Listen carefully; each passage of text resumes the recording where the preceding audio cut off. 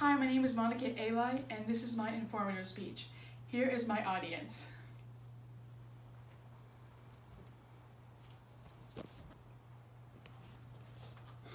The purpose of my speech is to inform others of how Halloween came to be. Halloween is more than candy, fancy costumes, and scary movies. On Halloween, kids around the world put on costumes that range from superheroes to ghosts to get some candy from people they barely know. Wouldn't you want to learn about how Halloween came to be? You should learn about how Halloween came to be before you let kids wander around the streets at night. As stated by History.com, 1/4 of all Halloween candy sold by the U.S. is purchased for Halloween. Halloween is more than candy, fancy costumes, and scary movies. The origin of Halloween dated back 2,000 years ago, in the time the Celts who lived in now Ireland, France, and England. The Celts celebrated the New Year on November 1st.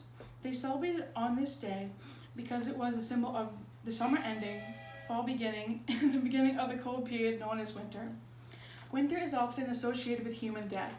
Celts believed that on this day before New Year, the boundaries between living and dead became a blur. No one could tell where one would end and the other started. On this day, October 31st, they celebrated Samhain. Samhain is a Gaelic festival marking the end of the harvest season at the beginning of the winter or the dark half of the year. They believed on this day the ghosts of the dead would roam the earth. Halloween dated back 2,000 years ago. Halloween was not intended to be like it is today. Halloween was intended to celebrate the ghost of the dead. According to History.com, the ghost would cause trouble and damage the crops. The ghost would go around and damage crops of people who they wanted to hunt. It is thought that the dead could walk around the living at this time. The living could visit the dead according to the JW.com. The dead are conscious of nothing at all. When the living communicate with the dead does not hear or see anything. It was thought that the dead walks around and sees nothing or hears nothing around them. They just aimlessly walk around.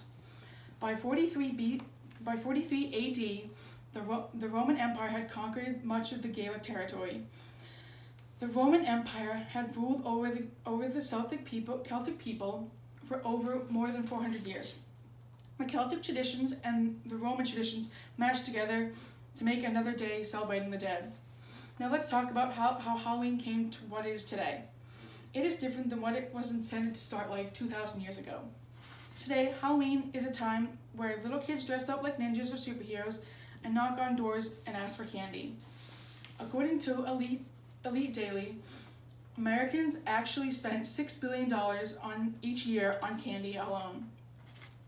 The word trick-or-treat comes from two medieval practices. The medieval practice of souling is what we call today trick. The practice of ghosting is what we call today treat. On Halloween, medieval children would dress up in costumes and offer a song, poem, or joke in exchange for food, candy, or wine. When Halloween came to America, it did not become very popular because Protestants living in America did not want to celebrate it.